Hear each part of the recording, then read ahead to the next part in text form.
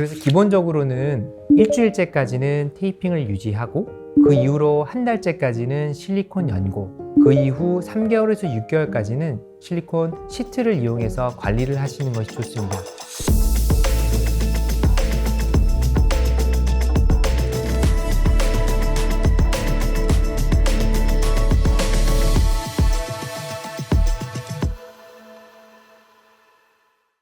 안녕하세요. 조목조목TV 성형외과 전문의 조정목입니다.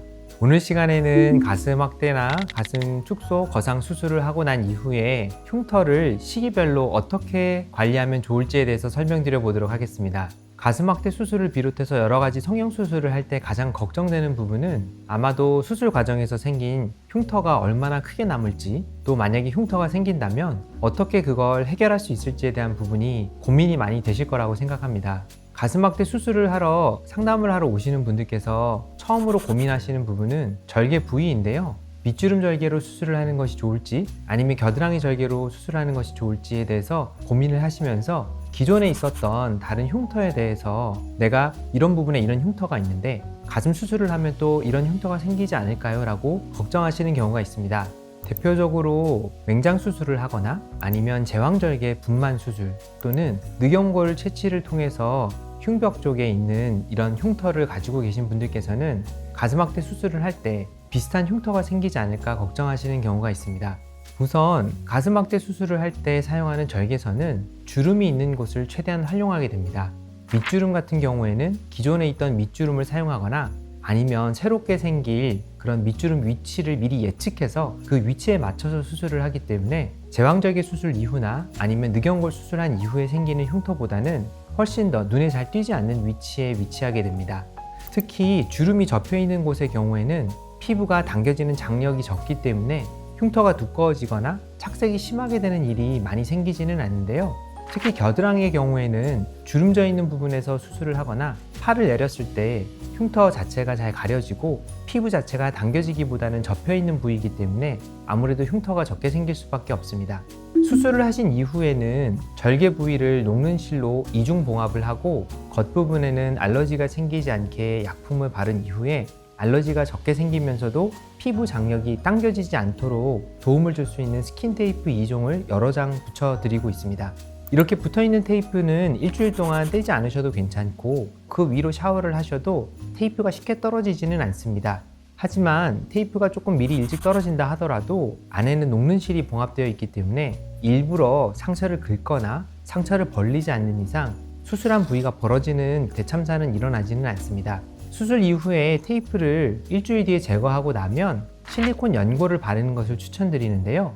가장 좋은 흉터 관리 방법은 실리콘 시트이지만 수술 직후에 어느 정도 조금 남아있는 끈끈한 부분들, 깨끗하게 세척되지 못했던 부분들이 있기 때문에 가급적이면 깨끗하게 잘 씻으면서 반복적으로 바르고 씻고를 반복하시는 것이 좋기 때문에 수술 후에 일주일 이후부터 시작하는 흉터 관리의 첫 단계는 바르는 연고를 사용하실 것을 추천드리고 있습니다. 보통 3주에서 4주 정도까지 경과를 보시게 되는데요.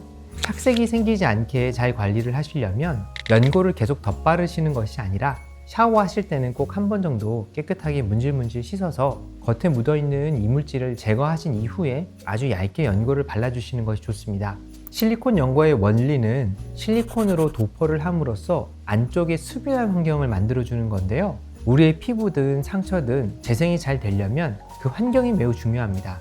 기본적으로 당겨지는 부위를 가지고 있는 경우에는 저는 테이프를 조금 더 오래 붙이는 것을 선호해드리고 만약에 접혀있는 주름이 생기는 위치에 잘 보이지 않게 수술을 했다면 바르는 연고를 통해서 깨끗하게 씻어내고 실리콘 연고로 코팅을 해주는 과정을 추천해드리고 있습니다.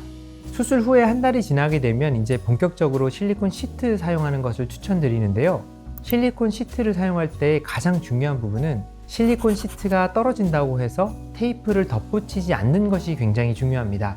실리콘 테이프의 경우에는 흉터에 적합하게 설계가 되어 있기 때문에 저는 가급적이면 얇은 형태로 되어 있는 시트를 선택하되 스스로 힘으로 잘 붙을 수 있는 가벼운 제품을 선호하고 있습니다.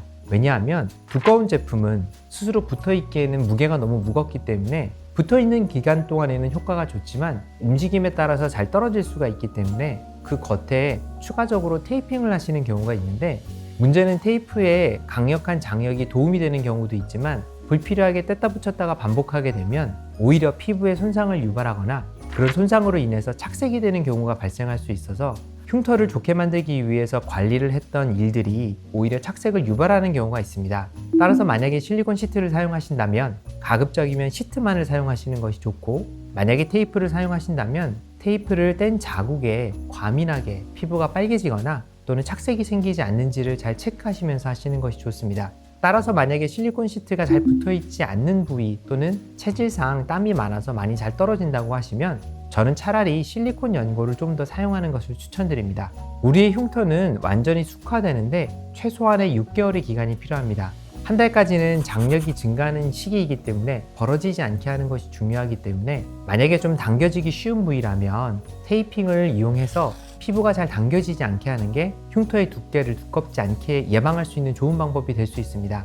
하지만 6개월까지는 어느 정도 습윤한 환경을 만들어 주시는 것이 좋고, 볼록하게 튀어나온 흉터는 미관상 좋지도 않고 주사를 이용해서 높이를 낮춘다 하더라도 두께가 두꺼워 보일 수 있기 때문에 물리적으로 눌러줄 수 있는 실리콘 시트를 추천드립니다. 그래서 기본적으로는 일주일째까지는 테이핑을 유지하고 그 이후로 한 달째까지는 실리콘 연고, 그 이후 3개월에서 6개월까지는 실리콘 시트를 이용해서 관리를 하시는 것이 좋습니다.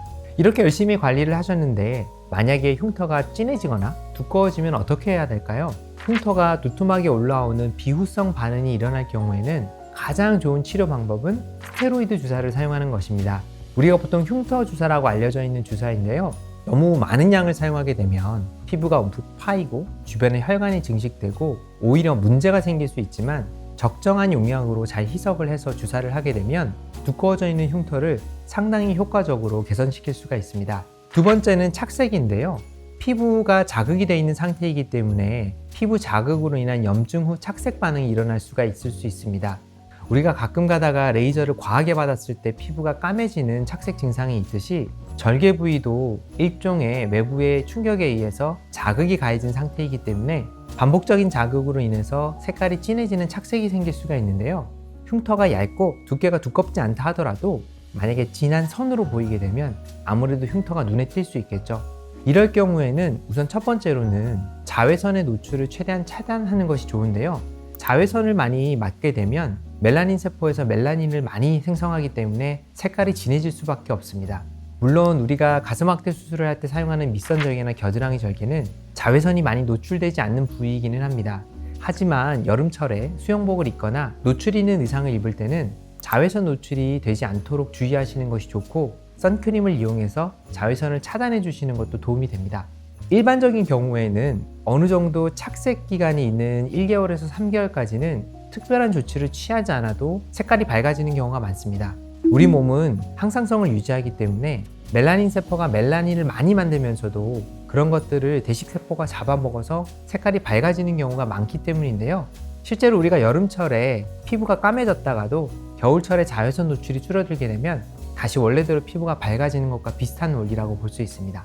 하지만 저의 경우에는 수술 후 3개월 정도가 되었을 때 다른 분들보다 그런 착색이 좋아지는 것이 느리다 라고 하면 엔디야그라는 레이저를 이용해서 레이저 치료를 해드리고 있습니다. 레이저는 조직을 태워 없애는 형태의 레이저와 색소 부분에만 작용을 해서 색소 자체에만 에너지가 들어가는 두 가지 종류의 레이저가 있습니다. 피부 착색의 경우에는 갈색으로 멜라닌 세포가 많아지는 경우도 있고 적혈구 세포가 많이 모여서 붉은색으로 보이는 경우도 있는데요, 거기에 맞는 파장에 맞춰서 보통 많이 생기는 갈색 착색에는 엔디야그를 이용해서 레이저로 시술을 해드리고 있습니다. 또 만약에 필요한 경우에는 그런 멜라닌 세포의 형성을 억제할 수 있는 색소 연고를 처방해 드려서 반복적으로 바르는 형태를 통해서 색깔이 좀 더 밝아질 수 있도록 약 처방을 해드리기도 합니다. 만약에 볼록해진 흉터도 없고 착색이 없다면 흉터는 흰색으로 아주 얇은 선으로 생길 수가 있는데요, 흉터를 완벽하게 없앨 수 있는 것은 아니기 때문에 선이 많이 보이지 않고 얇은 흉터는 시간이 지나면서 점점 더 흉터가 희미해질 수 있습니다. 주사 치료도 하고 레이저 치료를 했음에도 불구하고 흉터가 너무 넓어 보이거나 착색이 개선되지 않는 경우에는 수술적인 방법을 통해서 흉터를 성형하는 형태로 수술을 해드리기도 합니다. 제가 흉터 성형 수술을 결정하는 시기는 굉장히 보수적인데요, 흉터가 좋아지고 있는 과정에서는 굳이 그렇게 수술을 하지 않아도 저절로 좋아지는 부분이 있고, 만약에 흉터가 두꺼워지고 증식이 되는 과정에 불필요하게 수술을 하게 되면 오히려 그 자극으로 인해서 다시 흉터가 볼록하게 솟아오르거나 심한 착색이 유발될 수도 있기 때문에 여러 가지 주사 치료나 레이저 또는 연고를 바르거나 테이핑을 하는 형태로 경과를 지켜본 이후에 적어도 3개월에서 6개월 이상 변화가 없을 경우에만 꼭 필요한 경우에 한정해서 이런 흉터 성형을 해드리고 있습니다. 정리를 해드리자면 흉터는 예방하는 것이 가장 좋습니다. 저는 흉터가 많이 생기지 않게 하기 위해서 가급적이면 피부 자극을 적게 주고 흉터가 많이 눈에 띄지 않고 피부가 잘 당겨지지 않는 위치에 작은 절개상을 통해서 수술을 해드리려고 노력하고 있습니다. 그 이후에는 흉터가 없어질 수 있도록 관리를 하시는 것이 중요한데요. 실리콘을 이용해서 연고 또는 시트를 이용해서 관리를 하시는 것이 가장 효과적입니다. 만약에 예기치 않게 볼록한 흉터가 생기거나 색깔이 생기거나 또는 흉터가 넓어질 경우에는 흉터 성형 수술을 통해서 가급적이면 흉터가 많이 보이지 않고 흔적이 눈에 띄지 않는 형태로 수술을 해드리기 위해서 끝까지 책임지고 관리를 해드리고 있습니다. 이번 시간에는 가슴 수술 후에 흉터 관리를 어떻게 하면 좋고 흉터가 생겼을 때 어떻게 해결할 수 있는지에 대해서 설명드려 보았습니다. 현재 수술을 받으시고 고민되는 흉터가 있고 궁금하신 사안이 있으시다면 아래 댓글창에 댓글을 남겨주세요. 제가 꼼꼼하게 하나하나 읽어보고 조목조목 답변을 드리도록 하겠습니다. 지금까지 조목조목TV 조정목이었습니다.